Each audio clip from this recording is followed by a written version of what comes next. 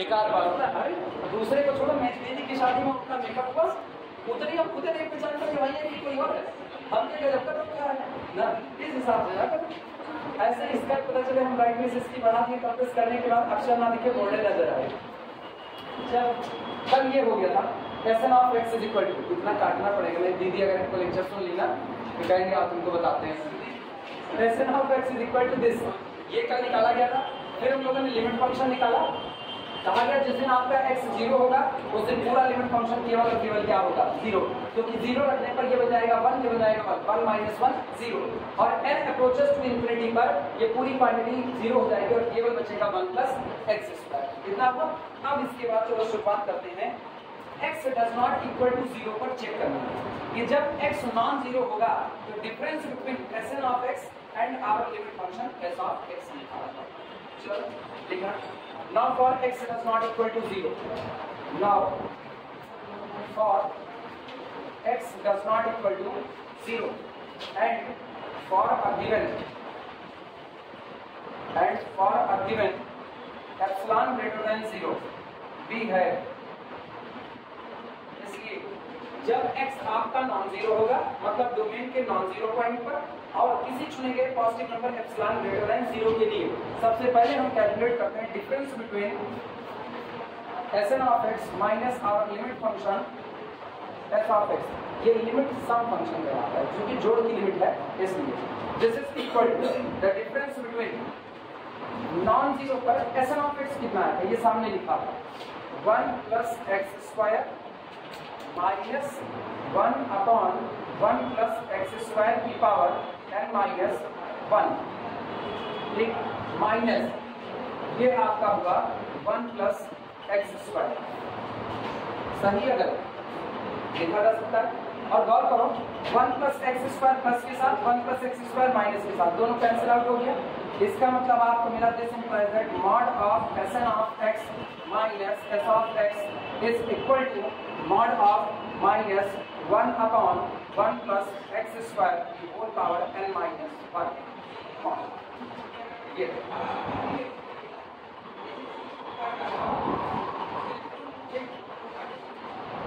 x मेरा positive हो negative मेरे से कोई फर्क नहीं पड़ता आज की तारीख में, क्योंकि लिखा क्या गया एक्स स्क्वायर और उसका x चाहे पॉजिटिव रखो चाहे नेगेटिव बन क्या जाएगा पॉजिटिव, क्योंकि क्या लगा हुआ है एक्स स्क्वायर। तो इसका मतलब नीचे की होल क्वांटिटी पॉजिटिव, ऊपर का 1 पॉजिटिव और बाहर का साइन नेगेटिव, अंदर की क्वांटिटी कैसी है नेगेटिव। मॉड दानी आदमी बाहर क्या निकालेगा पॉजिटिव, यानी this is equal to 1 upon 1 plus x square की whole power n minus 1। Note करो।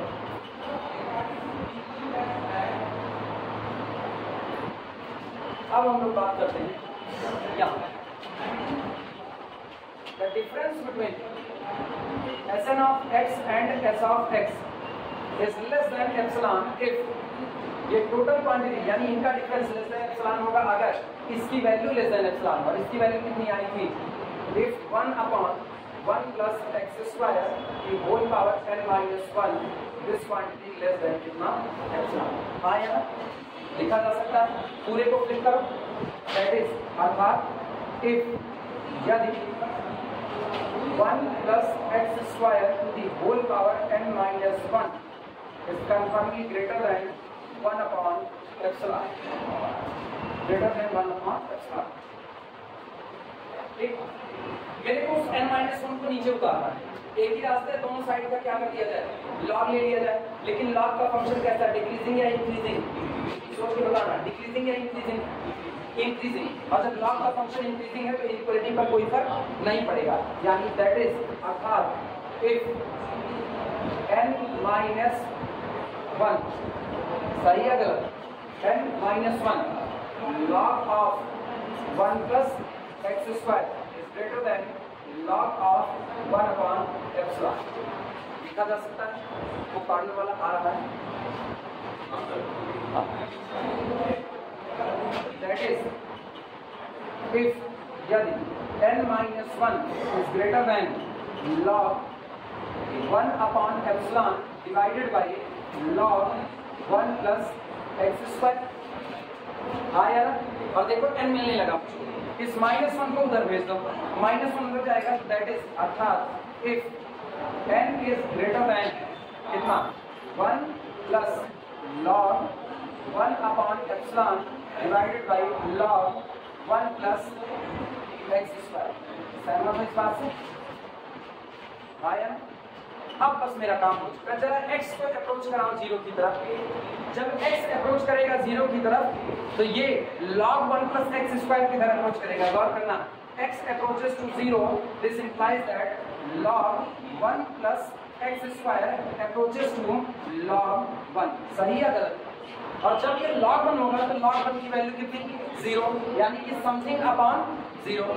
इधर आप भाग रहे हो इंफिनिटी की तरफ, +1 करते ही वो भी क्या रहेगा? इंफिनिटी। यानी पोजीशन कहाँ भाग रही है? इंफिनिटी। तो क्या आपको कोई यूनिक पोजीशन मिल रही है? नहीं। यानी जब आप डोमेन में 0 को शामिल कर दोगे तो x बराबर 0 पर आपको कभी भी यूनिफॉर्म कन्वर्जेंसी नहीं मिलेगी, क्योंकि चाहिए क्या? यूनिक पोजीशन चाहिए। क्लियर हुआ? अब पता चला अनुष्का?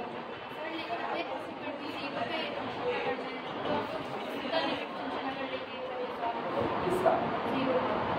0 का लिमिट फंक्शन नहीं, 0 तो पॉइंट है ना।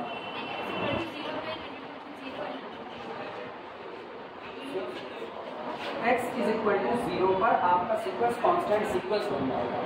इसीलिए x इज इक्वल टू 0 इसलिए नहीं यूसी बनता, sorry x is equal to 0 इसलिए point of non uniform convergence नहीं बनता है, क्योंकि उसमें आपको कोई सीक्वेंस ऐसा मिला जो डाइवर्ज कर रहा है। इसलिए बन रहा है क्योंकि जब आप x को किसके नजदीक ला रहे हैं? 0 के, तो आपकी पोजीशन और दूर कहाँ जा रही है? किसकी तरफ? इंफिनिटी। लेकिन अगर आप x बराबर 0 पर आकर के खड़े हो गए ना तो आपका सीक्वेंस कांस्टेंट बन चुका है।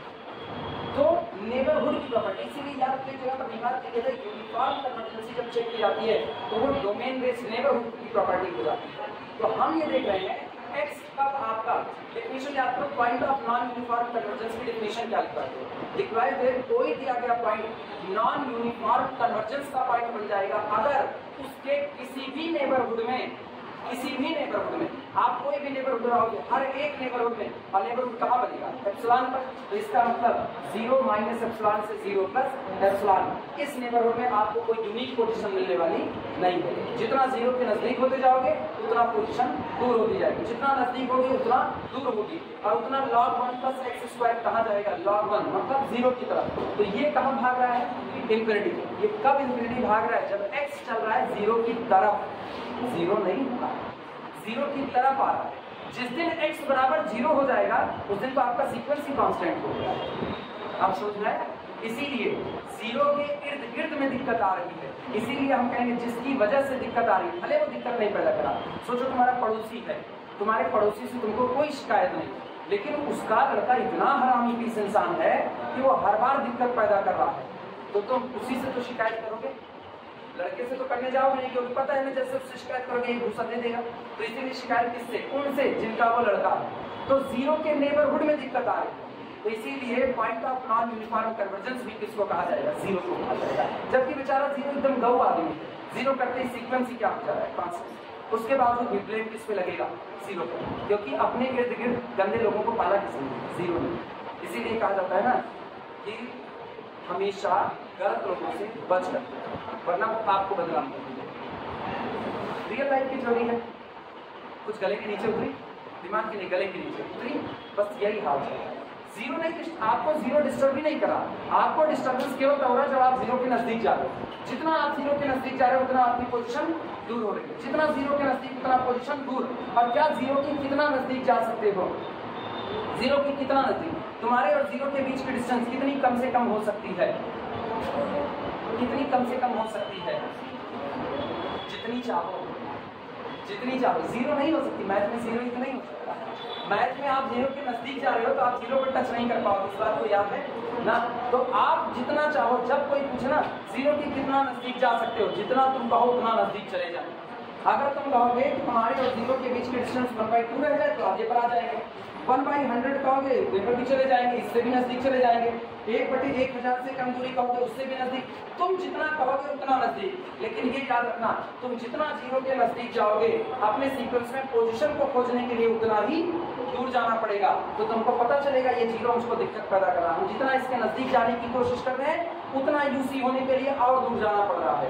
और वास्तविकता में हर बार जितना नजदीक जाएंगे उतनी बार पोजीशन बदलनी पड़ेगी। तो आप थक हार के कहोगे now our position depend on the point on the domain, वो डोमेन के पॉइंट पर डिपेंड करता है। लेकिन जिस दिन आप 0 पर खड़े हो जाओगे उस दिन कांस्टेंट, उस दिन तो दिक्कत नहीं। क्लियर हुआ ये बात?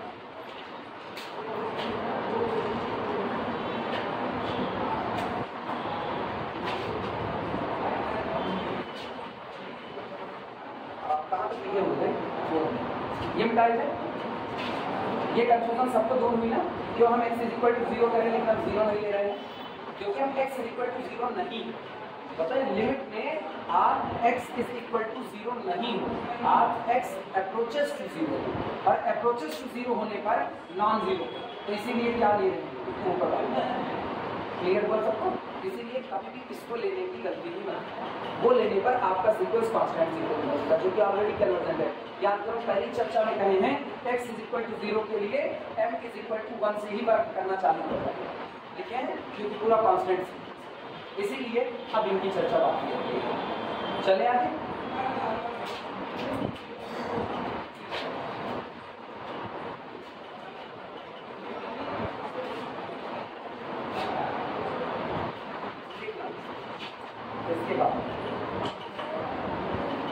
This show that, बस इसी के बाद this show that, लैंग्वेज ये बोल दे रही है, this show that as x approaches to 0 बराबर 0 हुआ नहीं, approaches to 0, as x approaches to 0 and n approaches to infinity, as x approaches to 0 या end नहीं, then कर देना जा रहा है, then n approaches to infinity, ठीक? This implies that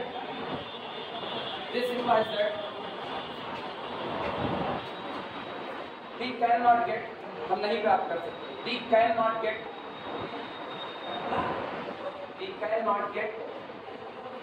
या we cannot obtain, ज़्यादा सही, तो we cannot obtain, हम नहीं प्राप्त कर सकते। एक लाइन गलत हुई लेकिन लिखा इसका ऐसे, we cannot obtain a unique position, we cannot obtain a unique position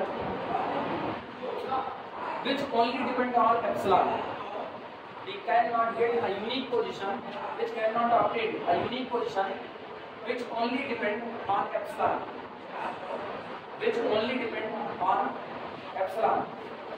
This implies that sequence of partial sum is not uniformly convergent, इसलिए सीक्वेंस ऑफ पार्शियल सम आपका यूनिफॉर्मली कन्वर्जेंट नहीं होगा। छोटा कर छोटा, sequence of partial sum Sn is not uniformly convergent, और अगर sequence of partial sum convergent नहीं है तो सीरीज भी कन्वर्जेंट नहीं। This implies that given series is not uniformly convergent and x is equal to 0 is point of non uniform convergence, और x बराबर 0 point of non uniform convergence है। कतई मत समझना x बराबर 0 point of non uniform convergence होने का मतलब हो जाएगा कि x बराबर 0 पर सीक्वेंस डाइवर्ज करेगा, नहीं, x के नेबरहुड में आपका सीक्वेंस भागेगा। x के नेबरहुड में जब आप रहोगे तब आपका सीक्वेंस आपको यूनिक पोजीशन नहीं लेने देगा जो सिर्फ एप्सिलॉन पर डिपेंड करेगा। हर बार वो कहेगा कि हर बार आपकी पोजीशन आएगी लेकिन x और एप्सिलॉन दोनों को देखते हुए, मतलब 0 के नेबरहुड में आप पॉइंट वाइज कन्वर्जेंट तो हो लेकिन यूनिफॉर्मली कन्वर्जेंट नहीं। डाइवर्ज अब भी नहीं कर रहे, डाइवर्ज आज भी नहीं कर रहे। अगर आप x के नाइबर 0 के नाइबरहुड में चल रहे हो, 0 माइनस एप्सिलॉन से 0 प्लस एप्सिलॉन, तो वर्क पोजीशन तो मिली गई। वो कह रहे आप पोजीशन चुनो, कैसे? बस इस क्वांटिटी से बड़ी चुनो। तो ये बताओ 0 के नाइबरहुड में मैंने 0.008 ले लिया, कितना? 0.008। अब उस पर हम चेक करने लगे और एप्सिलॉन 1/2 ले लिया, तो ये हो गया log हाफ, हाँ या ना?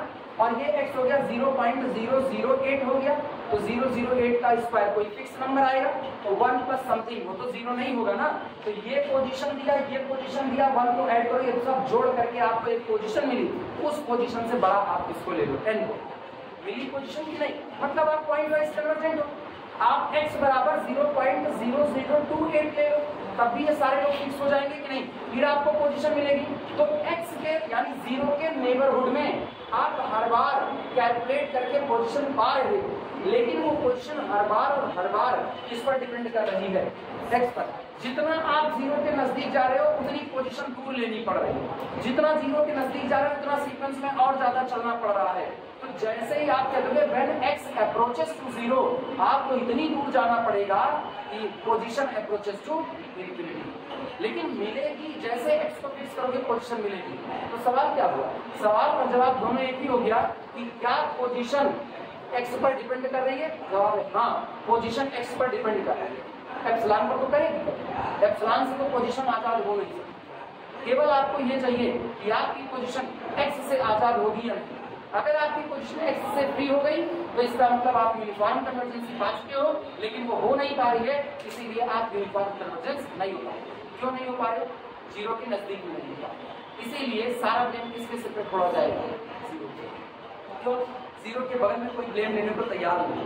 तो एक चीज ये देखो ना, इस सवाल की असली खूबी ये है, इसकी खूबसूरती है कि 0 बेचारा कह रहा है यार वो मीम्स याद है, ऐसी सिचुएशन में मैं ही आगे क्यों आ जाता है, नहीं यार यही याद होगा, आज सर्च करना तुमको मिलेगा, ऐसी सिचुएशन में 0 आगे आ जाता है, क्योंकि जैसे आप करो ना 0 के नेबरहुड में नॉन यूनिफॉर्म कन्वर्जेंसी दे रहा है, तो वो कहेगा मेरे बगल में कोई बैठा हो 0.00008, ये तुरंत कहेगा मेरी तरफ का देगा, हम तो दे रहे हैं पोजीशन को, पोजीशन ले जाओ, लेकिन 0 और इसके बीच में कितने नंबर आए, इनफाइनाइट, और वो सारे नंबर लोग ये कहेंगे ना हम इनकी पोजीशन पर सहमत नहीं है, हमको चुनोगे तो नई पोजीशन लो, हमको चुनोगे तो नई पोजीशन लो, और ये सारे लोग इसके इर्द गिर्द बैठे 0, तो बदनाम कौन होगा, 0 point of non uniform convergence, जबकि 0 पर भी आपका सीक्वेंस क्या है, कन्वर्जेंस। अभी क्लियर हुआ, इसीलिए हम पहले दिन भी कहे हुए थे और बाद में भी अभी भी कह रहे थे, नॉन यूनिफॉर्म कन्वर्जेंस होने का ये मतलब नहीं कि आपका सीक्वेंस डाइवर्ज कर दिया, इसका कतई मतलब नहीं, इसका एक मतलब है कि आपका सीक्वेंस कन्वर्जेंट तो है, लेकिन क्वासी क्राइटेरिया हर बार पोजीशन की डिमांड करेगा, और पोजीशन x और एप्सिलॉन दोनों की डिमांड करेगा, वो आजाद नहीं हो पाएगा दोनों से। और यूसी हो गया, यूसी होने का मतलब है कि यूनिक पोजीशन मिल चुकी है, क्लियर हुआ। तो नॉन यूनिफॉर्म कन्वर्जेंट का मतलब कभी भी डाइवर्जेंट मत सोचना, क्लियर है, हो भी सकता है डाइवर्जेंट और नहीं भी हो सकता है। जब तक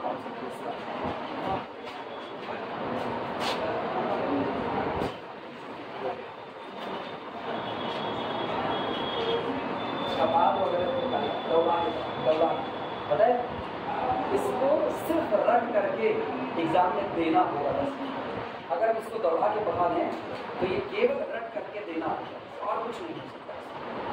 और उसके बाद ये रटने पर भी तुमको कितने देकर रटोगे, इसकी किताब उठाओ कभी कृष्णा की ना, तुमको मिलेगा हर एक्सरसाइज में ना क्वेश्चन तुमको मिल जाएंगे, 6-6 क्वेश्चन मिल जाएंगे सब में, और 6-6 क्वेश्चन के हिसाब से अगर तुम जोड़ोगे तो कृष्णा मेरे ख्याल से 5-6 चैप्टर पर 36-37 न्यूमेरिकल हो गया हमारा। अब 36 न्यूमेरिकल होने 36 न्यूमेरिकल रटना पहाड़ है, 36 में से पूछा क्या जाएगा, थ्योरम भी ना, जगह कृष्ण बताई नहीं थ्योरम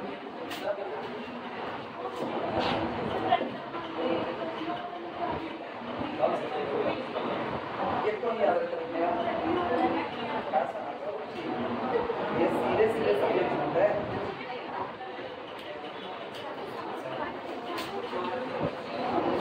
अब एक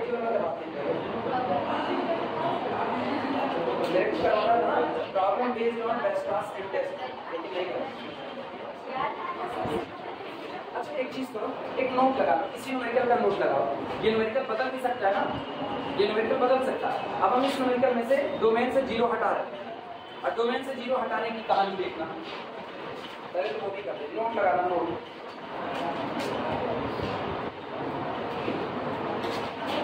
एमडीआर से नीचे की पार्टी अगर चले ना तो बहुत, ताकि यूटी की बात और फिर एलिजिबिलिटी की बात दोनों बच गए। सही है, जितनी तरह की किताबें उतनी तरह की नोट। अब वाकई मेरे को ना बड़ा पछतावा हुआ है जब क्यों नहीं इस किताब को ओपन किया। पिछले किताब की मुस्कान में 7वीं किताब नहीं खोल पाई, ये 7वीं किताब वो और बोले तो काफी कुछ बोला हम अच्छी पहले याद दिला दी देर कर हाउएवर हालांकि however if we consider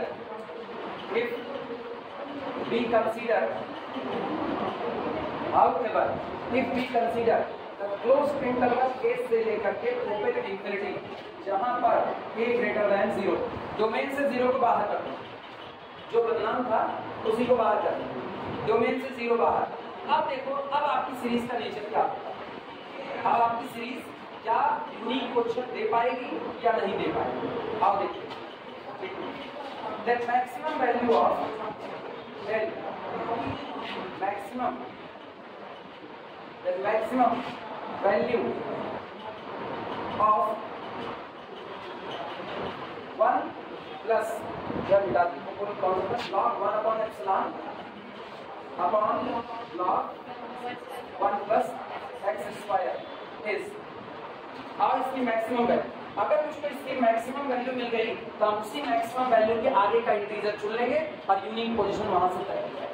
लेकिन इसकी मैक्सिमम वैल्यू होगी क्या, जरा अपना डोमेन देखो, मेरा डोमेन चल रहा है ए से लेकर के कहां तक, इनफिनिटी तक, लेकिन अब ये आपका 0 नहीं, आपने डोमेन में से 0 को हटा। सोचो x इधर जाएगा तो ये मैक्सिमम होगा कि इधर आएगा तो ये मैक्सिमम होगा, एक बार में बता सकते क्यों चलो ये तो तुम लोग गणित की थ्योरी से बता रहे हो।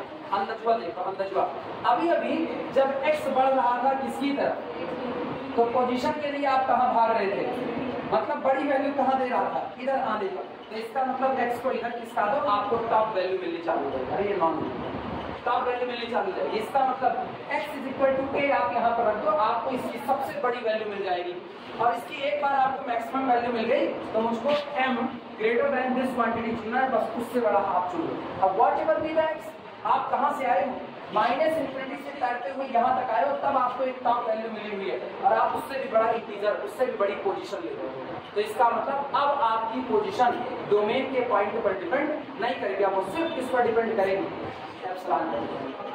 क्लियर हुआ? इधर जिनको दिक्कत करें वो लोग जरा इसको देखिए।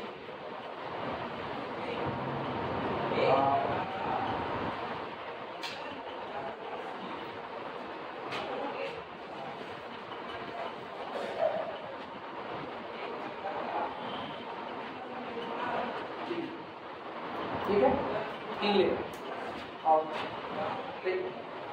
x = 3 लो, x बराबर 3 रखोगे तो ये 3 3 का 9 1 10 log 10 और log 10 का मान 1, तो आपका ये आया 1 प्लस log 1 अपॉन, सही है। और एप्सिलॉन भी फिक्स कर दें, लो एप्सिलॉन = हम ले लेते हैं 1/100, ठीक है। तो बोलना log 1/एप्सिलॉन कितना होगा, log 100, और log 100 कितना 2, तो 1 प्लस log 1 अपॉन एप्सिलॉन कितना होगा 2 1 3, मतलब तीसरी पोजीशन से ये कहानी बनेगी, तीसरी पोजीशन। अब मेरे को ये सोचना है क्या यही मैक्सिमम देगा 3 या इसके पहले वाला कोई देगा, तो आप 5 उठा करके देखते हैं ना, अगर 3 से पहले 5 ले लें तो क्या करो, ये हो जाएगा 25 25 1 26, तो ये आपका होगा log 1 अपॉन एप्सिलॉन बटे log 26, सहमत हो कि नहीं। और आगे हम करते हैं 1 प्लस log 26 की वैल्यू अप्रॉक्सीमेट कितनी होगी, अप्रॉक्सीमेट log 1 अपॉन एप्सिलॉन कितना है 2, दिमाग दौड़ाओ, ये लिखा गया है 1 प्लस 2 अपॉन समथिंग, दिमाग दौड़ाना समथिंग। यार जब 2 में किसी का भाग लगा रहे हो तो कम हुआ कि ज्यादा हुआ, कम, और यहाँ पर तुमने 2 में केवल किसका भाग लगाया है 1 का, यानी इसमें 2 की हिस्सेदारी हुई नहीं, और यहाँ 2 की हिस्सेदारी हो गई, वो कम हो गया, उसमें 1 जोड़ोगे 3 तो नहीं पहुंचेगा, कम रहा कि नहीं रहा, यानी टॉप वैल्यू आपको हमेशा कहाँ मिलेगी, इधर लेफ्ट साइड की बात। क्लियर हुआ? तो इसका मतलब अगर मुझको इसकी मैक्सिमम वैल्यू चाहिए तो वो किस पर मिलेगी, a पर, और वो मैक्सिमम वैल्यू होगी 1 प्लस log 1/एप्सिलॉन upon log 1 plus a square. अब इससे बड़ा m ले लेंगे, now m depend only on epsilon. Clear हो गया? तो तय हो चुका है। जिस दिन डोमेन से 0 को बाहर कर दिया जाएगा उस दिन यही सीरीज यूसी हो जाएगी, और जिस दिन डोमेन में 0 को शामिल कर लिया जाएगा ये सीरीज नॉन यूसी हो जाएगी, और 0 point of non uniform convergence बन जाएगा। क्लियर है ये बातें?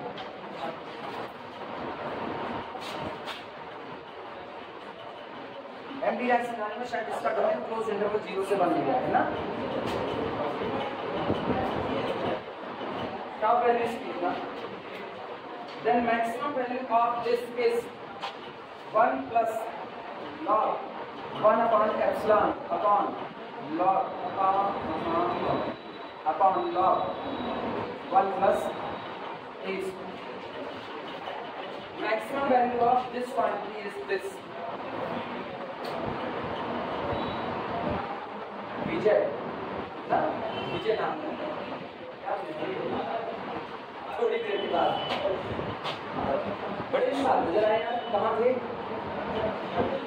घर चले गए थे। ऐसा भी क्या घर जाना, ऐसे खाए लग जाते यार। अब कैसे कवर करोगे विजय? विजय कैसे कवर करोगे? करोगे कॉम्प्लेक्स, अभी शुरुआत हुई है, कॉम्प्लेक्स का लेक्चर बना नहीं है, रियल का फुल लेक्चर बना है, फुल यूट्यूब पे पड़ा है। ये जो देवतागण है ना, सुर असुर नाग अंतर, ये जो बैठे हुए हैं, इन लोगों से लिंक मांगो। 2 प्लेलिस्ट अपलोड किए, दोनों प्लेलिस्ट उठा करके कंप्लीट करो। सबसे पहले इन्हीं लोगों से पूछो पहली कौन सी प्लेलिस्ट होगी, फिर दूसरी वाली प्लेलिस्ट बाद में। तुम्हारे बगल विजय बैठे हैं, आगे हर्ष बैठे हैं, हर्ष है ना, हर्ष तुम अनिमेश, तुम राहुल। अरे क्या याददाश्त है आज, बहुत सही है आज, दिन अच्छा है मेरा। हाँ कौन टिक टॉक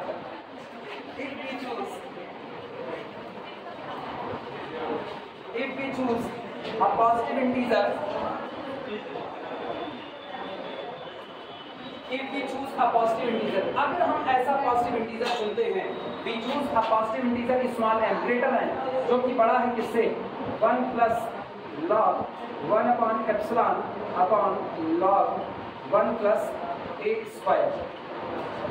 अगर हम ऐसा पॉजिटिव इंटीजर चुनते हैं जो log 1 plus log 1 by epsilon upon log 1 plus a square से बड़ा है, ठीक, then तब ऐसी सिचुएशन में the difference between Sn of x minus some limit function s of x is confirmably less than epsilon for all n greater than or equal to n, and for all small x belong to the domain। क्या दिया जाए?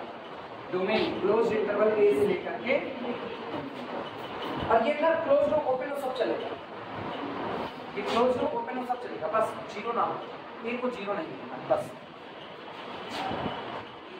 Domain this, ठीक, 10 बता 10, इसके बाद की line बोलते हैं 10। The series is uniformly convergent. Thus the series is uniformly convergent in closed gates infinity open। जब आप डोमेन ये लोगे तो आप यूसी हो, ये डोमेन नहीं लोगे तो आप non UC.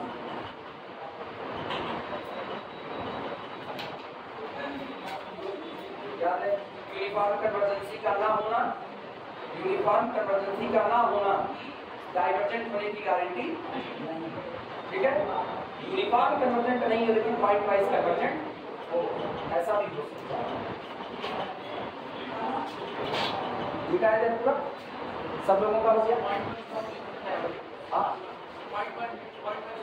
Point wise convergent आप तभी हो जब आप डोमेन के हर पॉइंट पर कन्वर्जेंट हो। जब आप कह रहे हो ना कि मेरा पूरा का पूरा फंक्शन उस दिए गए डोमेन में पॉइंट वाइज, पूरा सीक्वेंस दिए गए डोमेन में पॉइंट वाइज कन्वर्जेंट है, तो इसका मतलब डोमेन के हर पॉइंट पर कन्वर्जेंट है। यूनिफॉर्म कन्वर्जेंसी का क्राइटेरिया होता है, या यूनिफॉर्म कन्वर्जेंसी का जो कॉन्सेप्ट होता है वो यूनिक पोजीशन का कॉन्सेप्ट होता है कि आपने डोमेन के जितने पॉइंट है सब पर आपने सीक्वेंस बनाया, उन सारे सीक्वेंस में आप एक ही बार में ऐसे हाथ लगाओ, बस यही पोजीशन है। इस पोजीशन के बाद व्हाटएवर बी द एक्स, आप एक बार एप्सिलॉन चुनोगे तो सब में the difference between two term less than क्या बचेगा? एप्सिलॉन। वो यूनिक पोजीशन का कॉन्सेप्ट है, ठीक। डाइवर्जेंसी का कॉन्सेप्ट नहीं है। हाँ, कोई चीज डाइवर्जेंट हो गई डोमेन के किसी पॉइंट पर तो ना तो पॉइंट वाइज कन्वर्जेंट होगी और ना तो यूनिफॉर्म कन्वर्जेंट, क्योंकि जैसे उसने डोमेन के एक पॉइंट पर डीजी का नेचर लिया, डीजीटी का, वो तुरंत पॉइंट वाइज कन्वर्जेंसी के नेचर से बाहर हो गया, और जो पॉइंट वाइज कन्वर्जेंसी के नेचर से बाहर हो गया वो यूसी के नेचर से बाहर हो गया, because point wise convergency is the necessary for uniform convergency. Clear हुआ? इसीलिए कहते हैं अगर आपको अपने दिए गए सीक्वेंस को, जो फंक्शन का सीक्वेंस है, उसको नॉन यूसी दिखाना है तो आपके पास कई रास्ते। एक रास्ता, या तो आप कोई एक पॉइंट दिखा दो जिस पॉइंट पर आपका सीक्वेंस डाइवर्जेंट कर रहा हो और वो पॉइंट डोमेन में हो, तो डोमेन के एक पॉइंट पर आप डाइवर्जेंट हुए मतलब आप डोमेन में पॉइंट वाइज कन्वर्जेंट नहीं हो, आप पॉइंट वाइज नहीं हो तो आप यूसी नहीं हो, आप ऐसा दिखा दो। अब चाहे तो आप डोमेन का एक पॉइंट ऐसा ले लो जैसे अभी x बराबर 0 आया था कि जब आप उसकी तरफ जा रहे, उस पर नहीं जा रहे, जब आप उसकी तरफ जा रहे हो तो आपकी पोजीशन कहाँ जा रही है, इंफिनिटी। हर बार आप एक यूनिक पोजीशन नहीं पा रहे, जैसे x बदल रहा है वैसे वैसे पोजीशन बदल रही है, तो आप ऐसे भी दिखा सकते हो। अब इसमें क्या होगा, इसमें आप डोमेन के हर पॉइंट पर कन्वर्जेंट हो लेकिन यूनिक पोजीशन नहीं हो। इसीलिए दो तरीके, या तो डीजीटी के अकॉर्डिंग जाओ और या तो पोजीशन के अकॉर्डिंग। क्लियर हुआ?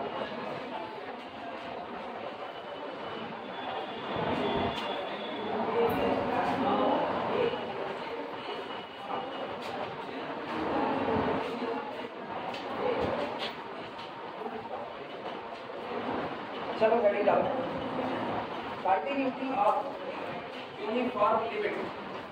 अब वो थ्योरम करवाएंगे का संभालना। Continuity of,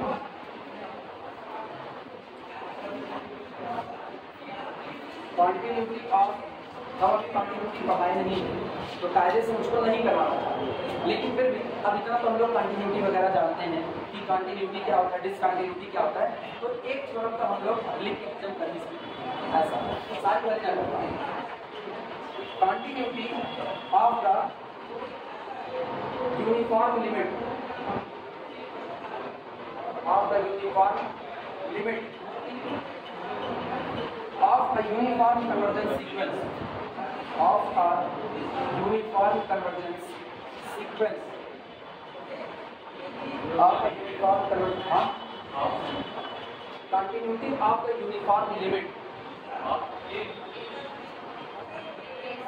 of a uniform convergence sequence। अच्छा, स्मॉल लगा है ना, of a uniform convergence sequence of particular function। क्या स्पेलिंग गलत करवा देगा काला है तो कंटीन्यूअस फंक्शन।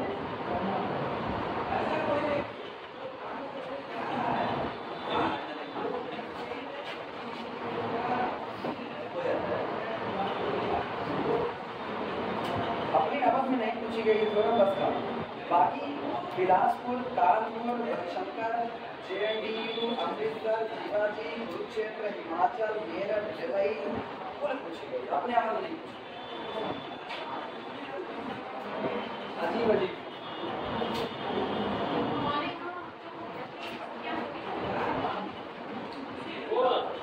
अर्थ 32 की ना, अर्थ 32 की बुक अपने आप चलती है।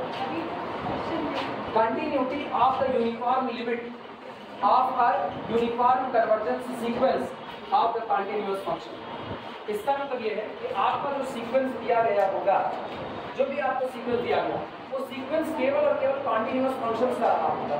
एग्जांपल के तौर पर सीक्वेंस देखना, x स्क्वायर, x की पावर 3, x की पावर 4 सो ऑन, फंक्शंस का सीक्वेंस है और सारे के सारे फंक्शन पॉलिनोमियल है, तो ये सारा का सारा फंक्शन, हर एक फंक्शन कैसा रहा होगा, कंटिन्यूअस। ठीक, अब जब इसके लिए आप सम निकालोगे तो इसका n टर्म का सम कौन आएगा, कैसे नाम x आएगा, और फिर लिमिट फंक्शन कौन कहलाता है, एस ऑफ x। क्लियर है? इसकी चर्चा यही आपका है, this is called the uniform limit. इसी को तो कह रहा है continuity of the uniform limit of a uniform convergence sequence of continuous function. अब उनके आधार पर हम लोग बात करेंगे यूनिफॉर्म कन्वर्जेंस होगा या नहीं। ठीक, अगर पार्शियल सम के सीक्वेंस में बात करोगे तो ये होगा, और अगर वैसे बात करोगे तो f1 of x, f2 of x, f3 of x, तो इसका जनरल टर्म होता है fn ऑफ x, उस पर लिमिट लगाते हो तो वो लिमिट फंक्शन होता है f ऑफ x, उसकी चर्चा करेंगे। ठीक, वो जैसा केस होगा ना वैसा हम लोग फ्लिप करेंगे। इसका होगा तो ये, और उसका होगा तो केवल ये होगा तो fn ऑफ x की लिमिट होगी।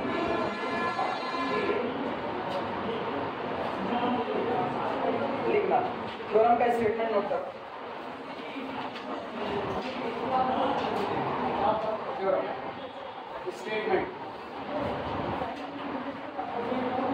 स्टेटमेंट में लिखना इफ यानी sequence fn, if sequence fn is a sequence of continuous functions,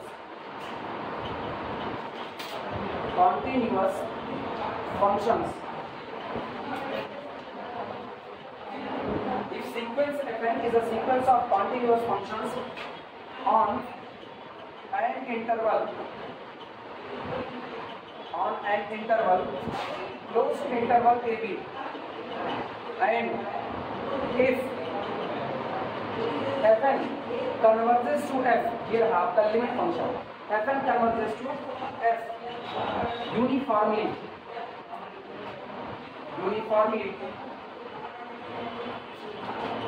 on domain closed interval ab, then f is continuous, on closed interval ab। बहुत सही,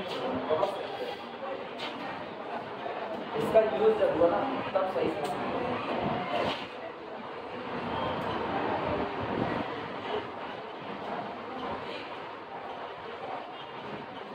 रियलिटी में उसका ऐसा उसका बिल्कुल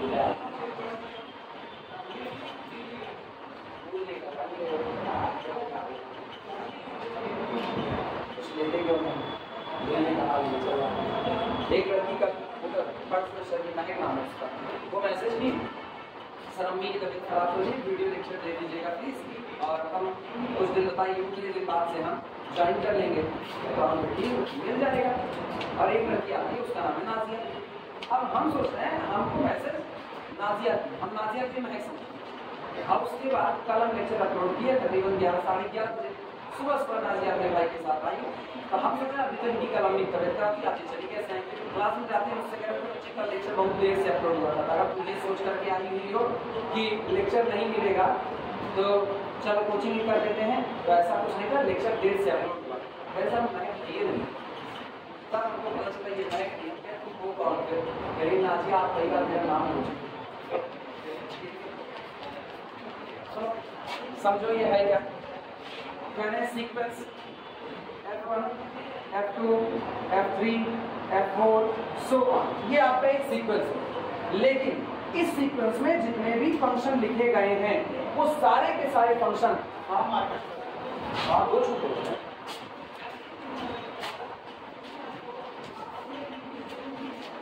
इस दिए गए सीक्वेंस में जितने भी फंक्शन लिखे गए हैं वो सारे के सारे फंक्शन कैसे हैं, कंटिन्यूअस। शर्त है, उन शर्तों को मानते हुए ये थ्योरम अप्लाई होगी।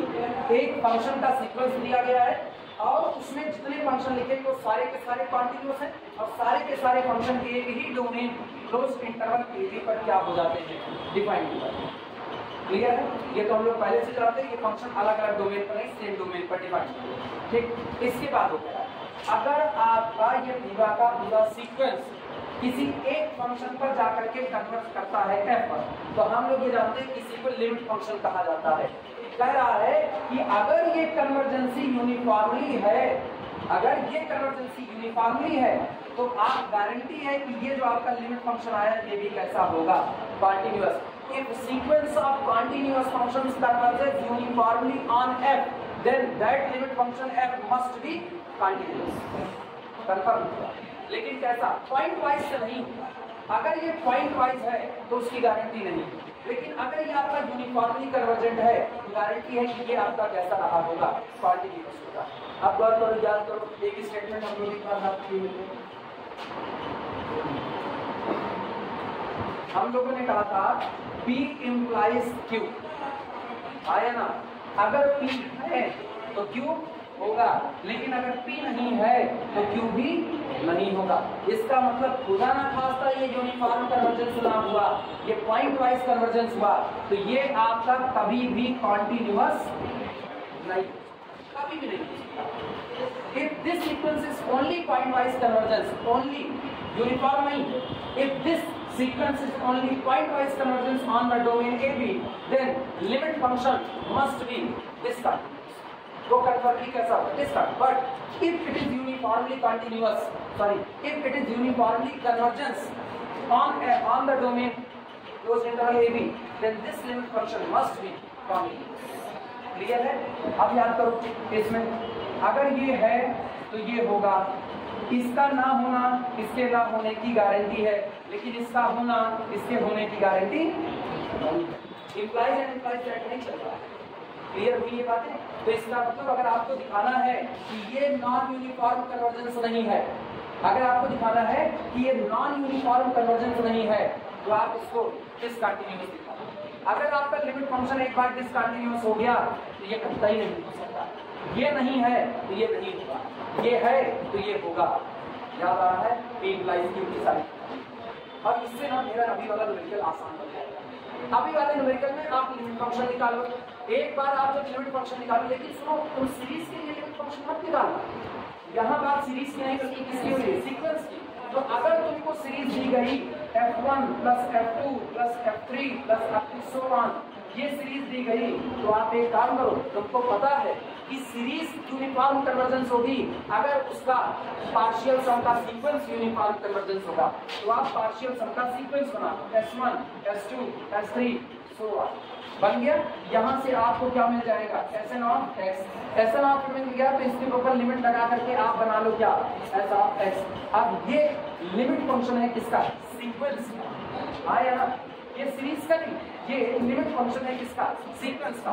और अगर ये लिमिट फंक्शन डिसकंटिन्यूअस हो गया तो ये सीरीज कभी भी यूनिफॉर्मली कन्वर्जेंट नहीं होगी, किस दी गई। क्लियर हुआ कि नहीं हुआ?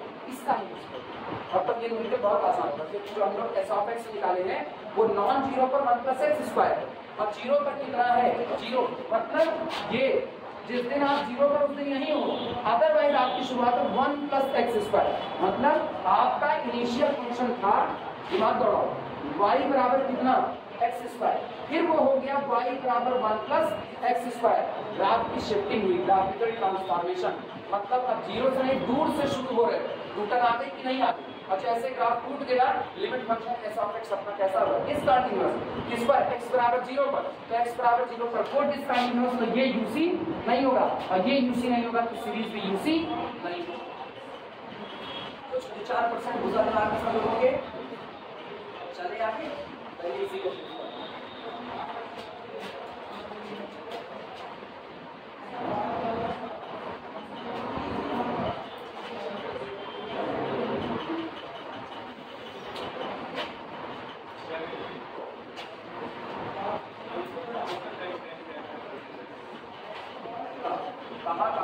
कहाँ इस्तेमाल है? कहीं पर होगा तो कहीं का पात्र कहीं का होगा, यहाँ वहाँ उठा करके अच्छा है। चलो लिखने की शुरुआत करो। अभी तो सही करता हूँ।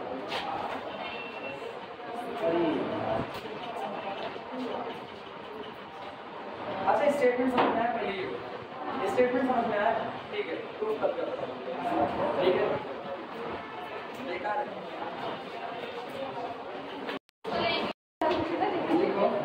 प्रॉब्लम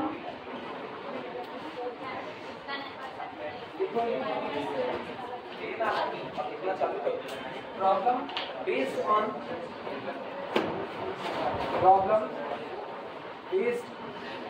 ऑन वेस्टरॉस टेस्ट या वेस्टरॉस टेस्ट लिख देना।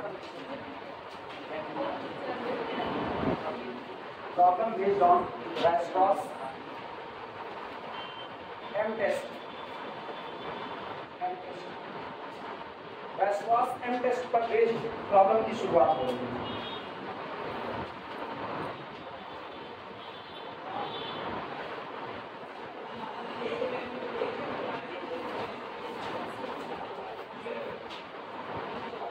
सभी लोग वेस्टर्स एंड टेस्ट का स्टेटमेंट चेक कर सकते हो, एक बार पढ़िए वेस्टर्स एंड टेस्ट, जहाँ पर दिया गया है वहाँ पर क्लिक करो वेस्टर्स एंड टेस्ट। ये ना घबराना बिल्कुल भी, तुम लोगों को बता रहे हैं घबराना मत, आगे निकल चुके हैं, चलती हुई गाड़ी पर चलने पर दिक्कतें होती हैं, ये माना जाता है, लेकिन घबराना कोई सोल्यूशन नहीं, घबरा करके आदमी को कुछ मिलेगा नहीं। इसीलिए हिम्मत रखो, दोनों प्लेलिस्ट से जितनी मेहनत कर सकते हो उतनी मेहनत से वो लेक्चर कंप्लीट और समझ आएगा, इसकी गारंटी है। नहीं आएगा तो ये लोग बैठे होंगे, ये लोग समझाएंगे, ये लोग, बाकी जो नहीं आएगा आखिरी में हम समझाएंगे। स्टेटमेंट देखो लिखा गया है a series of functions summation fn, अगर आपको फंक्शंस की कोई सीरीज दी जाती है समेशन fn, यानी पूरी सीरीज दी गई है f1 of x plus f2 of x plus up to so on plus fn of x plus up to so on, एक इनफाइनाइट सीरीज है और इस इनफाइनाइट सीरीज में जितने टर्म है वो सारे के सारे कैसे फंक्शन है। A series of functions converges uniformly, ये पूरी की पूरी सीरीज यूनिफॉर्मली कन्वर्ज करेगी on an interval I if, अगर there exists a convergent series summation mn, अगर आप एक convergent series summation mn खोज सको, there exists a series summation mn which is convergent and a series of non-negative terms, और ये series कैसे term से बनी हुई है नॉन नेगेटिव टर्म से, मतलब इस सीरीज में जितने लोग लिखे जाएंगे वो या तो पॉजिटिव होंगे या तो जीरो, एक भी नेगेटिव टर्म नहीं होगा। तो अगर आपको ये सीरीज दी गई है और आपको इसको यूसी कहना है तो आपको पहले एक सीरीज खोजनी पड़ेगी, एक ऐसी सीरीज जो पॉजिटिव टर्म से बनी हुई हो, सॉरी नॉन नेगेटिव टर्म से बनी हुई हो और कैसी बनी रहे कन्वर्जेंट बनी हो। तो ऊपर वाली आपकी मेन सीरीज कन्वर्जेंट होगी, यूनिफॉर्मली कन्वर्जेंट, अगर mod of fn of x is less than or equal to कितना बैठे, यानी mod of f1 less than or equal to m1, mod of f2 less than or equal to m2, mod of f3 less than or equal to m3। ऊपर जो series दी गई है और नीचे जो सीरीज आप खोज करके ला रहे हो इनके करस्पॉन्डिंग टर्म का कंपैरिजन कराओ और करस्पॉन्डेंस में मौजूद इसके टर्म का मॉडुलस इससे छोटा बैठना चाहिए। अगर ऐसा हुआ तो आपकी दी गई मेन फंक्शंस की सीरीज कैसी कन्वर्जेंसी रखेगी, यूनिफॉर्मली कन्वर्जेंसी। यही वेस्टर्स का टेस्ट है और पूरा टेस्ट डिपेंड करेगा केवल इस सीरीज समेशन mn को खोजने पर। चलो इसको खोजते हैं।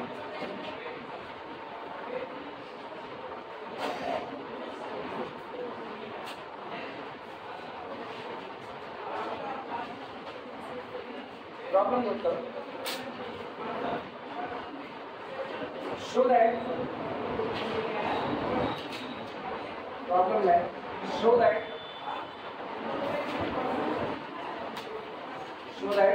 if यदि r greater than 0 but less than 1, अगर r की वैल्यू 0 से 1 के बीच में है, मतलब r 0 से तो बड़ा हो लेकिन 1 से छोटा हो, if r is greater than 0 but less than 1 then series summation r to the power n cos nx, जहां पर n वेरी करेगा 1 से लेकर के इंफिनिटी, इज यूनिफॉर्मली कन्वर्जेंट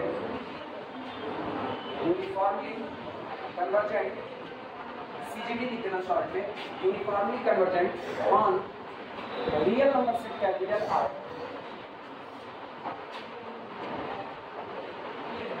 कहा यह जा रहा है कि अगर r की वैल्यू 0 से 1 के बीच में रहे, यानी r belong to open interval 0 to 1, तो ऐसे में r to the power cos nx इससे बनी हुई जो आपकी ये सीरीज है, ये सीरीज पूरी की पूरी रियल नंबर की लाइन पर यूनिफॉर्मली कन्वर्जेंट होगी।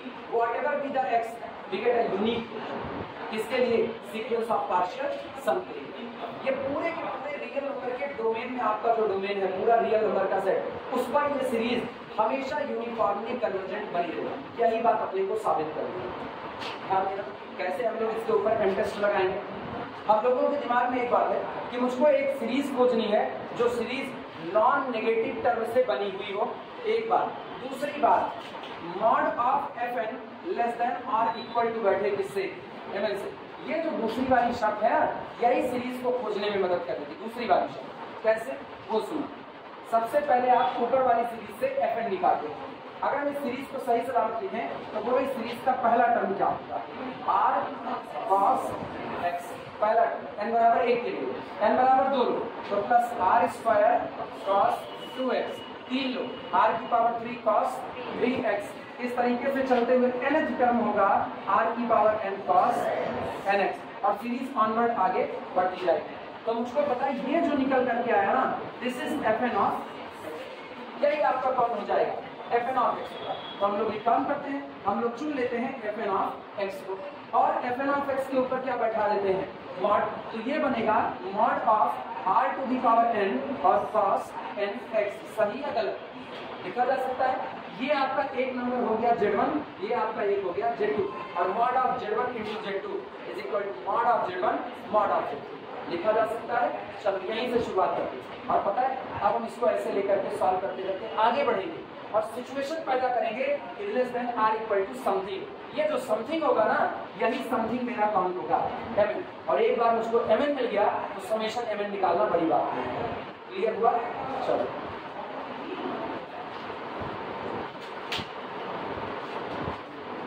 solution here fn of x is equal to r to the power n cos nx। Clear? पानी आ गया, जिसको बॉटल ले लेना वो ले लो और चलते हो साथ में या आधे निकलते हो पीते रहना। fn of x is equal to this, ठीक? this implies that सब पर मॉड बैठाओ, मॉड ले लो fn of x, कोई बॉटल आया किसी और कमरे में होगा, is equal to mod r की पावर n cos nx। सही है गलत लिखा जा सकता है। अच्छा ये बताओ r को किसके किसके बीच में रखा है? 0 से 1 के बीच में, मतलब r तो पक्का पॉजिटिव है ना। तो अगर हम इसको तोड़ करके लिखें तो लिखा गया मॉड ऑफ r की power n into mod of cos, यही तो लिखा गया है। यानी अपने पास मौजूद है mod of fn of x is equal to, जब भैया r हमेशा पॉजिटिव है तो r की पावर चढ़ाओगे वो भी क्या रहेगा? पॉजिटिव रहेगा, और पॉजिटिव के ऊपर मॉड का कोई असर नहीं, उसका काम ही खत्म। बाहर आया r to the power n और मॉड ऑफ cos nx लिखा जा सकता है। नोट करो cos nx की या cos की टॉप मोस्ट वैल्यू कितनी होती है? +1 होती है। अब सोचना, इधर हमने लिखा r की पावर n, इधर हमने लिखा r की पावर, बात बराबर है, ठीक है? इधर हम लिख देते हैं cos nx और इधर हम लिख देते हैं 1। कौन सा बड़ा हो सकता है? ये वाला बड़ा हो सकता है, ठीक, और बराबर भी हो सकता है। दोनों बातें हैं, क्योंकि cos अपनी टॉप वैल्यू कहाँ तक चढ़ेगा? +1 तक, और गिरेगा कहाँ तक? -1 तक। अगर cos गिरना चालू करता है तो ये वैल्यू 1 से कम हो जाएगी, और यहाँ आपने क्या रखा? Top most value 1। तो इसका मतलब अब इस क्वांटिटी को हम लोग लिख सकते हैं this is less than r equal to r to the power n into 1। सही है अगर? और ये बन गया r to the power n and now this is बन गया कि नहीं? बस मेरा काम हो गया, नोट करो। अब ये बात किसी एक को हाँ क्या नहीं समझ आया? अच्छा हम क्या नहीं समझ। अच्छा सोचो, क्या हमने x की कोई चर्चा की? x को बांधा यार, x कुछ भी हो, cos बेचारा बनेगा +1 से किसके बीच में? -1, व्हाटएवर बी दैट। cos का ग्राफ ऐसे फैलता है x एक्सिस पर, ऐसे zigzag मोशन में। तो x कुछ भी हो तो आगे लिख देते हैं for all small x belong to the real number set. ये बात 1 2 के लिए, सबके बताना हमारे लिए तो वाले रुक जाए हम लोग। अब इसके बाद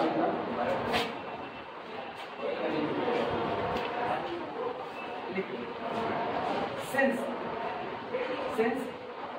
summation mn where n vary from 1 to infinity is equal to summation r की power n vary from 1 to infinity।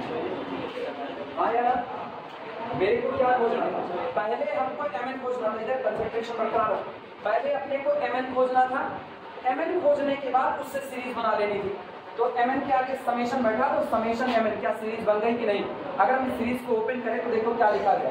सबसे पहले r plus r square plus r cube plus r की पावर 4 सो ऑन। क्या ये एक geometrical progression है कि नहीं है? और मेरे को एक इनफाइनाइट जीटी का सम निकालना आता है, हाँ या ना? बस अप्लाई कर दो।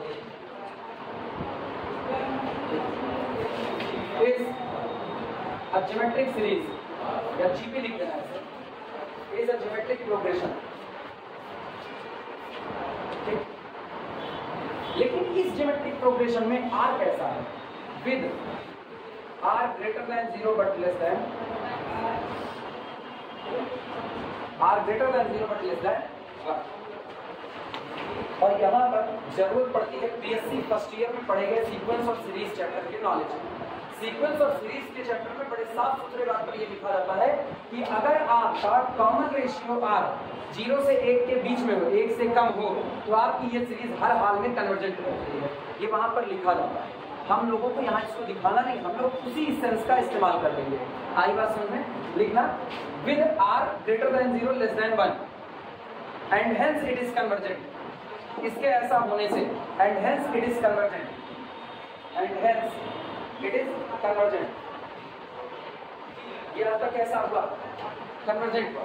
अच्छा सोचो समेशन mn कन्वर्जेंट हो गया, लेकिन मेरा तो टेस्ट ही कहता है कि अगर एक बार समेशन mn कन्वर्जेंट हो गया और आपको पता है mod of fn of x is confirmly less than r equal to mn, then our given series must be uniformly convergent. तो वेस्ट्रास एम टेस्ट का इस्तेमाल करके अपनी सीरीज कैसी हो गई?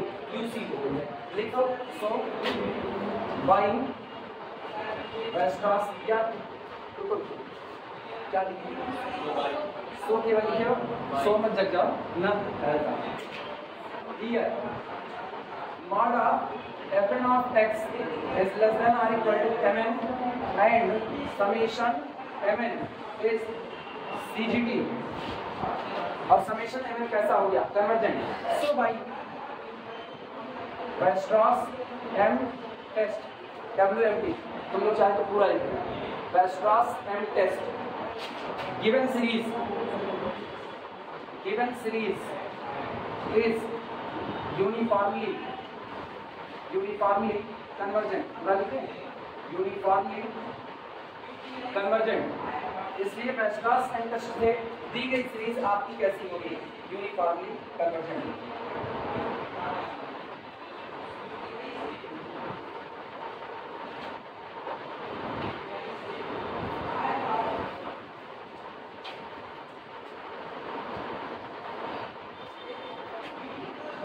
हो जाए तो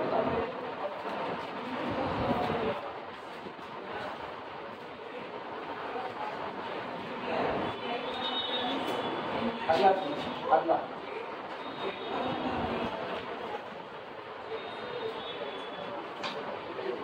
कुछ किया क्रॉस हटा करके कितना किया? साइन। क्या कुछ बदलेगा?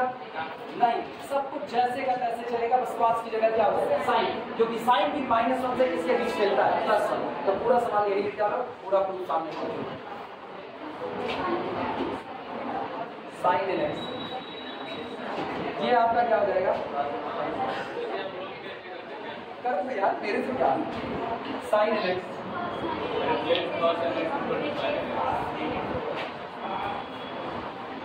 साइन एलएक्स बस हो गया। क्या बात? आप जितनी तेजी से लिख सकते हो उतनी तेजी से नोट करो, कुछ बदला लिख सकते हो, सेम टू सेम। आगे चलिए तो solution as well as previous.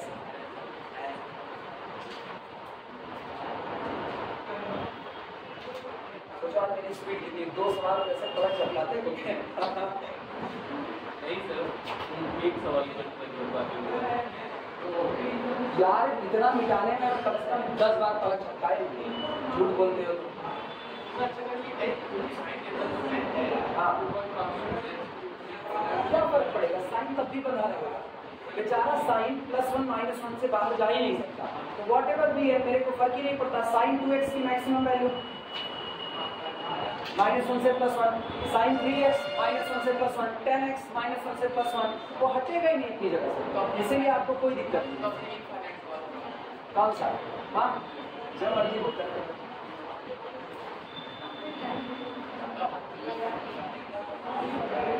फटाफट कंप्लीट करो तो अगला वाला करना है। हाँ इसमें देखो पूछने को कुछ भी पूछ सकते, लेकिन वो पूछेंगे नहीं, क्योंकि जो पूछना है वो वही नहीं पूछते हैं। तो इनवर्स इनवर्स की तो बातें छोड़ दो कि उस सब फंक्शन को ये डील करने वाले हैं। ये अपनी ना यूनिवर्सिटी वही वाली है ना। आवाज में बस थोड़ा सा तब्दीली करो बस, बाकी वो समझते हैं। कल एमएससी का रिजल्ट आया है, फ्लूइड में 22 नंबर 100 फ्लूइड मैकेनिक्स का पेपर होता है एमएससी का, 100 में से 22 नंबर दिए थे। और हाईएस्ट जो दिए हैं, हाईएस्ट वो दिए हुए हैं 53-54 नंबर हाईएस्ट। बस अब तुम सोचो जितने लड़के हैं उसमें से आधे से ज्यादा फ्लूइड में बैठ डालेंगे, आधे से ज्यादा फ्लूइड में बैठ डालेंगे। भगवान मालिक पास हो जाएंगे, इतना है। सुनो हम लोग जब एमएससी में थे तो अलजेब्रा का पेपर, अलजेब्रा में हमारे यहाँ पे जो यही केराइन में बात करें, केराइन अलजेब्रा का पेपर एमएससी में जो मैक्सिमम मार्क्स गया वो maximum marks 36 number, maximum 36 number है 100 में से। कितने भी क्या 100 में से 36 नंबर मैक्सिमम गया। और उसके बाद बैक अप्लाई किया गया, तो बैक अप्लाई करने पर मैक्सिमम जो गया वो केवल 50 नंबर, बाकी सारे लोग नीचे ना। एक लोग पास मार्किंग पाए थे। 100 में कितनी पास मार्किंग होती है? 100 में कितनी? 33। ठीक है, वो 33 नंबर पा करके मेरे एग्जाम पास होते, बैठ डाले 1 नंबर बढ़ के 34। बस मतलब 1000 रुपए का फॉर्म केवल 1 नंबर के लिए, ना परसेंटेज बढ़ा ना कुछ। बताया जाए इसको, सबका हो गया।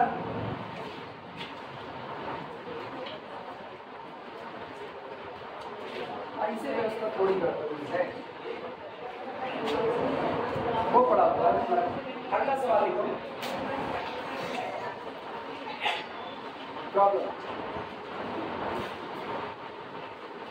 Test the uniform convergence,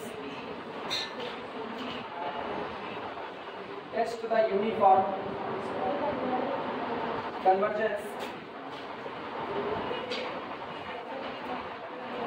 test the uniform convergence the series of the series of the series, test the uniform convergence of the series।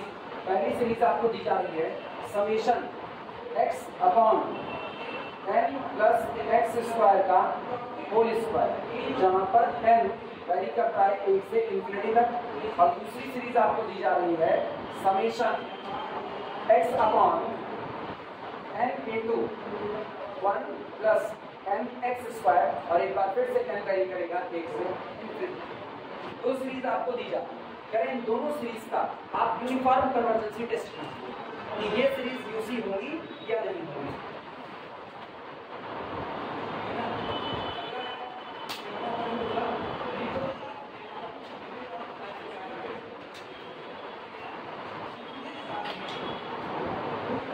Question लिख लेना तो बताना, सारे लोग लिख लिए। विजय उर्मीन ना, प्लेलिस्ट निकालो, और प्लेलिस्ट निकालने के बाद मिली प्लेलिस्ट की नहीं मिली, ईमानदारी से नहीं मिली है, ले ले खोज लिए कि कोई दिया, खोज लिए मतलब चलो सिंसियर हो इस मामले में। नहीं अपने को यही शक है, कई बार लड़के कहते हैं सब मिल गए और बास्केटर उनको मिली नहीं ना, पक्का मिली है मान के चले। प्लेलिस्ट पाए हो, तुम्हारे नाम भूल के नाम बताओ। नीरज, हाँ 5 कंप्लीट कर लिए आप, तो सुपर सीनियर मतलब क्या, सुपर सिंसियर हो, सुपर सीनियर कैरेक्टर। सुनो सारे लोग ना वीडियो कंप्लीट करो फटाफट, क्योंकि तुम लोग एक तो लेट करने की शुरुआत किए हुए हो। ठीक है, अगले चैप्टर से तुम्हारे दर्द थोड़े कम हो जाएंगे। जब इसके बाद अगला चैप्टर उठाएंगे ना तो सबके लिए एक बराबर हो जाएगा, उसमें यूसी की कोई जरूरत नहीं होगी। तो उसके बाद उनको भरपूर टाइम मिलेगा, जब तक हम यूसी के बाद अगला चैप्टर शुरुआत करते रहेंगे, पढ़ाते रहेंगे, तब तक उन सब लोगों के पास टाइम पुराने वीडियो को कंप्लीट करने का। 2 GB का डेटा मिल रहा है, 2 GB के डेटा को तृतीय वर्ग में खर्च नहीं करना है। वो इत्मीनान से सुनते रहो और वीडियो लेक्चर के नंबर और कुछ होना नहीं चाहिए। क्या पता सुन ही रहे हो।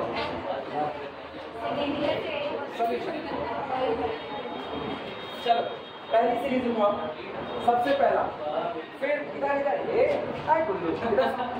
दिमाग दौड़ा फिर से अपने को चाहिए। अगर वेस्टराज से टेस्ट लगाना है, अब हेडिंग से डाल दिए ना, सारे प्रॉब्लम वेस्टराज से ले रहे हैं। अब अपने को एक काम करना है, सबसे पहला काम सीरीज को ओपन करो, या ओपन करने के बजाय अगर आपको पता चलता है nth टर्म कौन होगा आपकी सीरीज में, तो सबसे पहले निकाल लो fn of x। fn of x आपको मिलेगा, फिर fn ऑफ x के ऊपर आप क्या बैठाओ, मॉड। मॉड लेकर के आप सॉल्व करना शुरू करो। लेकिन गौर से सुनना, अब तक आपने जो सीरीज की वो r की पावर n और sin nx था, जिसकी टॉप वैल्यू आपको पहले से पता था कि इसकी टॉप वैल्यू कितनी चढ़ेगी 1। तो इसका मतलब this quantity less than r equal to r की पावर n करके मेरा काम बन गया। लेकिन इस बार ऐसा कुछ नहीं है जिसमें तुमको टॉप वैल्यू पहले से पता नहीं पता। तो आपको मॉड fn ऑफ x की मैक्सिमम वैल्यू पता करनी पड़ेगी कि मॉड fn ऑफ x अपनी मैक्सिमम वैल्यू क्या देगा। इसकी जो मैक्सिमम वैल्यू होगी, ये क्वांटिटी या तो अपनी मैक्सिमम वैल्यू के बराबर होगी और या तो उससे कम होगी। सही या गलत लिख सकते हैं। तो इसका मतलब मुझको मॉड fn ऑफ x मतलब fn ऑफ x की कैसी वैल्यू निकालती है, मैक्सिमम। और याद करो मैक्सिमम और मिनिमम निकालने के लिए मेरे पास रास्ता है। पहले fn ऑफ x निकालेंगे, उसका dy/dx निकालेंगे, फर्स्ट डेरिवेटिव बराबर कर देंगे किसके 0। पहला डेरिवेटिव जिस पॉइंट पर 0 होगा वहां से x निकाल लिया जाएगा और उस पॉइंट पर सेकंड डेरिवेटिव को चेक किया जाएगा। अगर सेकंड डेरिवेटिव नेगेटिव आता है तो वो पॉइंट ऑफ किसका होगा, मैक्सिमम, और उसी पॉइंट को उठा के fn ऑफ x में रख देंगे, टॉप मोस्ट वैल्यू निकल आएगी। आया ना, बस यही सारा काम है। चलो अप्लाई।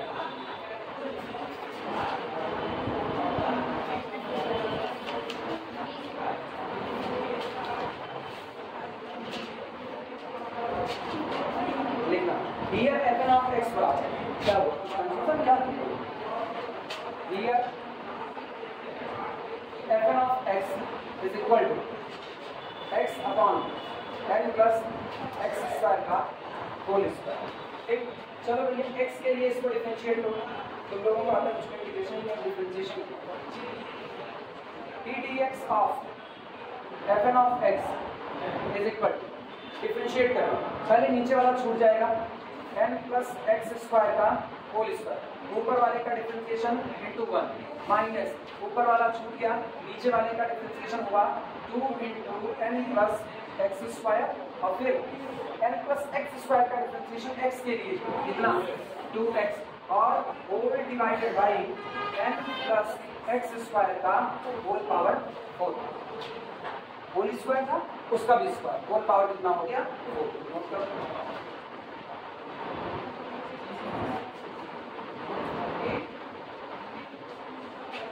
सभी लोग सहमत हैं क्या? हम लोग यहाँ देखो n प्लस एक्स स्क्वायर का होल स्क्वायर और n प्लस एक्स स्क्वायर की होल पावर 1, एक n plus x square common कर सकते हैं तो उसको कॉमन कर लो। तो n plus x square common किया, ब्रैकेट में देखो क्या बचा, यहाँ से बचा n प्लस एक्स स्क्वायर, यहाँ देखना 2 इंटू 2 4 एक्स स्क्वायर और आगे का साइन माइनस, तो माइनस 4। सही है गलत? एक्स स्क्वायर की होल पावर 4, ये पावर 4 इससे कैंसिल आउट हुआ, यानी अपने पास बचता है d fn of x dx is equal to n minus 3x square upon n plus x square की होल पावर 3। सही है गलत? केवल एक बार डिफरेंशिएट किए बस, और कुछ नहीं। मैक्सिमम या मिनिमा के लिए आपका फर्स्ट ऑर्डर का डेरिवेटिव बराबर किसके चलना चाहिए, 0 के। कितना फॉर मैक्सिमा और मिनिमा, फॉर मैक्सिमा और minima d fn dx confirmly equal to 0। implies that n minus 3x square upon n plus x square की whole power 3 is equal to 0। सही है गलत? नीचे वाली क्वांटिटी को निपटा दो उधर, तो आपको मिलता है n minus 3x square is equal to 0, यानी this implies that 3x square is equal to n, implies that x is equal to n upon under root n under root n by 3 under root n by, clear है बात?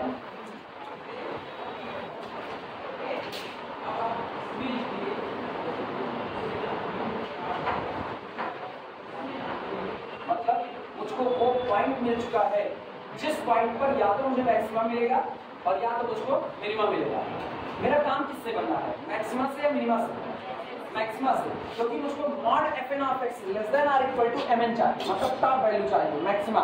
तो अब हम लोग अगला काम करेंगे, ये पता करेंगे इस पॉइंट पर मैक्सिमा आएगा या मिनिमा। तो सेकंड ऑर्डर का डेरिवेटिव निकालो, उसमें ये पॉइंट रखो, अगर नेगेटिव तो मैक्सिमा, अगर पॉजिटिव तो मिनिमा। चलो सेकंड ऑर्डर का डेरिवेटिव कैलकुलेट करें, इसको मिटा दिया जाए, ये सबका हो गया।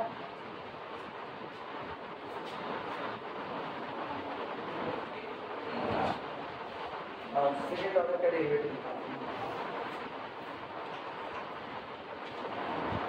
आल्सो इसके साथ d2 fn of x upon dx की 2 इज इक्वल टू, नीचे वाला पहले छूट जाएगा, n प्लस एक्स स्क्वायर की होल पावर 3, ऊपर वाले का डिफरेंशिएशन आएगा माइनस 6x, सहमत हो?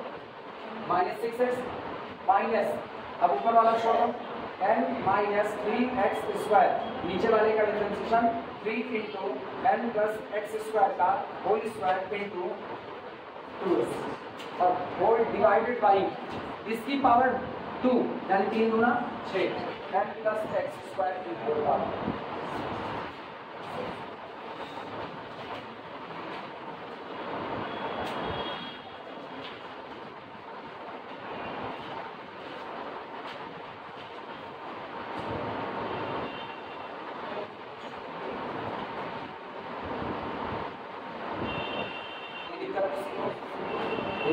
सारी बातें समझ आई।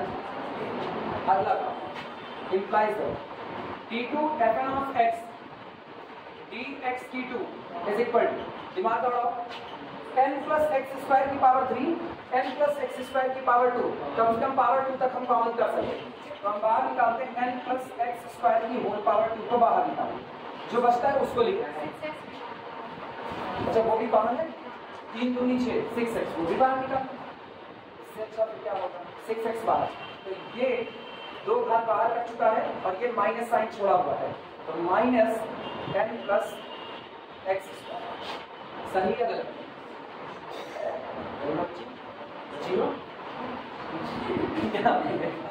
माइनस ये बाहर और ये बाहर, माइनस को अंदर में लेकर चलो, minus n minus minus plus 3x square और whole divided by n plus x square की होल पावर। बचने का मेरा सेंस वो दूसरा वाला नहीं, मेरा सेंस ये था सोलो में बचिए नहीं, सवाल नहीं गड़बड़ा है, तुम लोग अलग सेंस ले लेते कंडोलेंस वाला बहुत तुम लोग सही है। ये और ये कैंसिल, नीचे 4 पावर अभी भी बची, ऊपर वाले को सिंप्लीफाई कर रहा हूँ, कितना आएगा सुनो, minus n minus 2n minus x square plus x square plus 2x square, यही है। तो क्या माइनस 2 भी बाहर कर लें, minus x square plus 3x square plus 2x square, क्या 2 को बाहर कर लें?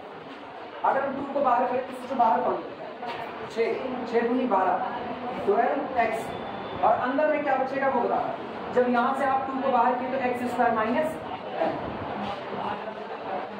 डिवाइडेड बाई ये बना n प्लस एक्स स्क्वायर की whole power,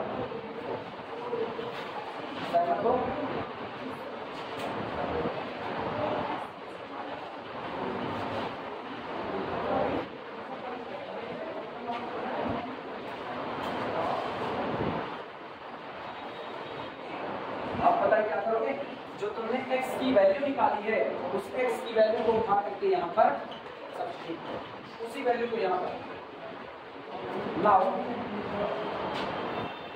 d2 fn of x dx/2 at x is equal to कितना आया है √n/3 इज इक्वल टू जहां जहां x है √n/3 रखो तो वो हुआ 12 इंटू √n/3 या ऐसे लिखो n/3 की पावर 1/2 और ब्रैकेट में सुनो √n/3 का मतलब केवल n/3, ठीक है।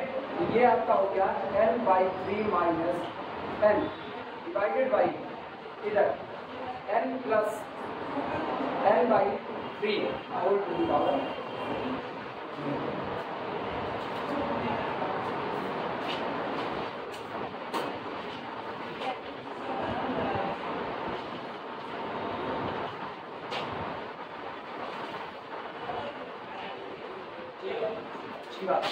This is equal to 12 into √n/3 वो कितना बना -2n और अपॉन कितना 3 और whole divided by 3 1 3 1 4 4n/3 whole to the power 4।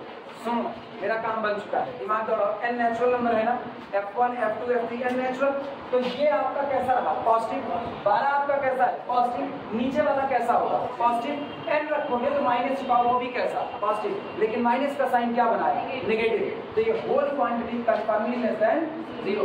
अब सोचो x is equal to √n/3 पर सेकंड डेरिवेटिव नेगेटिव आया, मतलब ये पॉइंट ऑफ किसका है मैक्सिमा, इस पर आपको क्या मिलेगा maxima. So this implies that d2 fn of x dx/2 at x is equal to √n/3 is less than 0 implies that x is equal to √n/3 is point of maxima। ये आपका point of maxima होगा।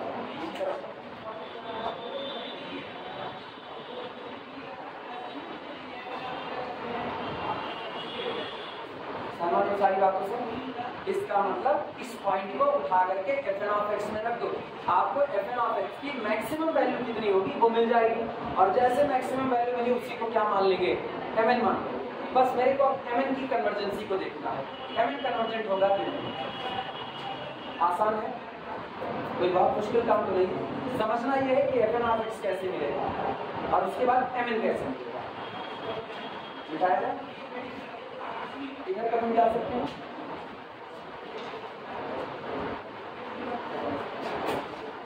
लेकिन पता है calculation में एक गलती करोगे तो खाली पहुंचोगे, इसलिए कैलकुलेशन मिस्टेक नहीं होगी।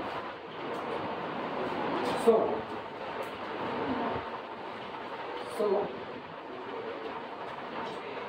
fn of x maximum is equal to, इसलिए fn of x की जो मैक्सिमम वैल्यू होगी fn of x maximum is equal to, जरा मुझको fn of x बताओ। fn of x आपका है x upon n plus x square की पावर 2। उठाओ इसमें x की जगह पर √n/3 पुट करो, मैक्सिमम वैल्यू आपको मिलेगा, ये होगा √n/3 डिवाइडेड बाई n प्लस n/3 टोटल की पावर सही है। अगर 3 1 3 और इधर कितना हुआ 1 4 4/3, तो दिस इज इक्वल टू, एक काम करते हैं ना 3 3 का 9 ऊपर कर लेते हैं 9 √n/3 अपॉन ये मेरा हो गया है कितना, अच्छा 16 मोस्ट, ये आपकी टॉप मोस्ट वैल्यू है।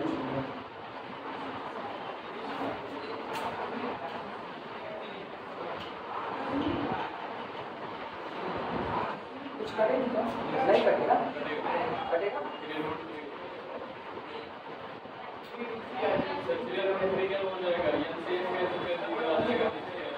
अच्छा कोई मतलब नहीं, कोई मतलब नहीं।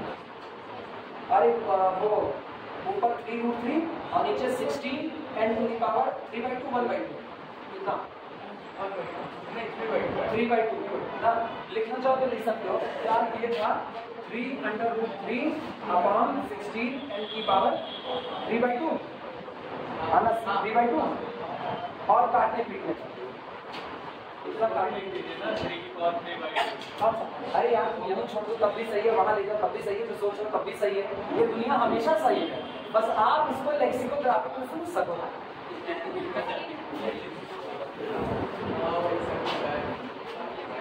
अब आई बात समझ में, वो सेंस है बस खाली आप जिस सेंस में उसको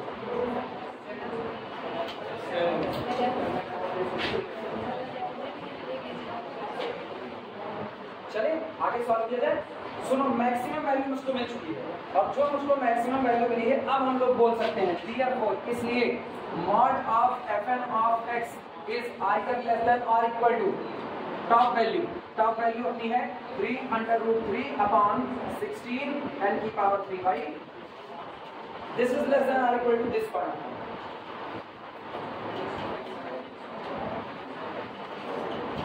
आप सोच करके एक बात ऐसे सोचना, अभी mn नहीं आया, अभी अगर हम इसकी mn की बात करें ना तो ये mn नहीं, मेरे को नहीं पता ये कन्वर्जेंट हो गया या डाइवर्जेंट होगा। हम लोग एक और थ्योरी खेलते हैं इसमें।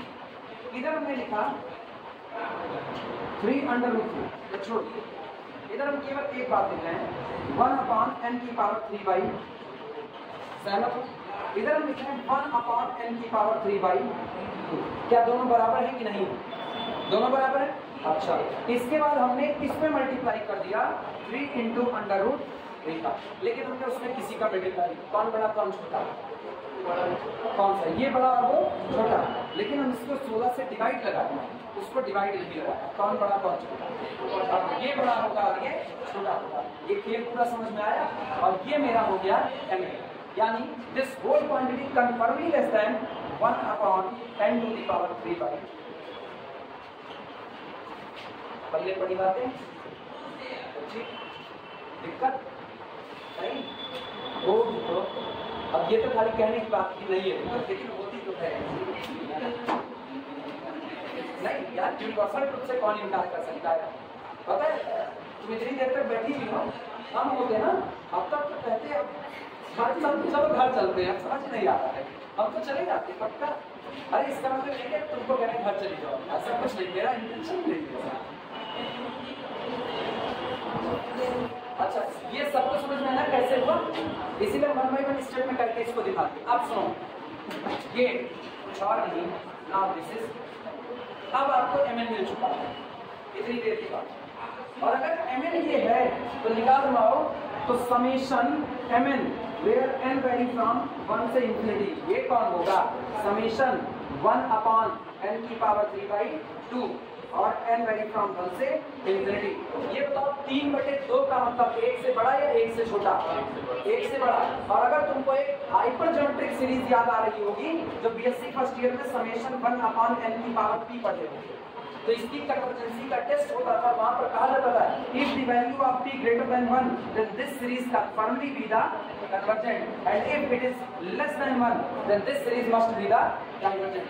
बीएससी फर्स्ट ईयर में सबसे पहली सीरीज यही होती थी, हाइपरज्योमेट्रिक सीरीज। अगर नहीं याद है तो याद रखना समेशन 1 अपॉन n की पावर p में जिस दिन ये p 1 से बड़ा होगा उस दिन आपकी सीरीज कन्वर्जेंट होगी। लिख लो, कॉर्नर पर लिख लो, समेशन 1 अपॉन n की power p convergent when p greater than 1। Summation 1 upon n की power p convergent when p greater than 1, उस दिन ये आपका कन्वर्जेंट होगा। और ये बताओ मेरे में क्या है? 1 से बड़ा, 1 से बड़ा, तो ये कैसा रहा? कन्वर्जेंट। लिखना ऐसे लिखना, इट इज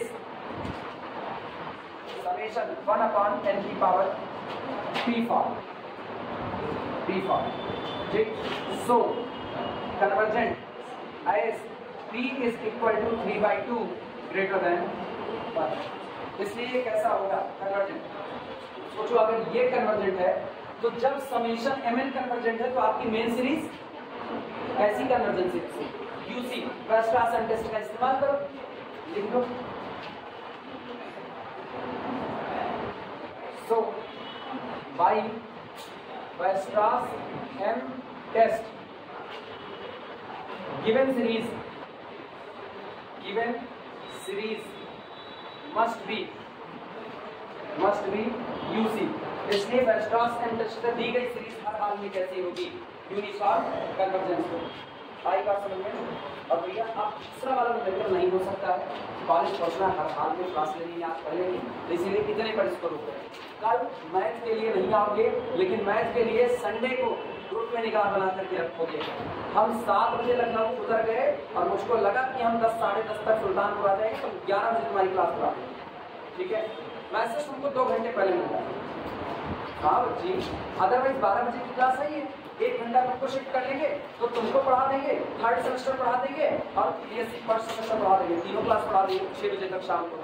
बस हाँ, मंडे को रहेगी क्लास।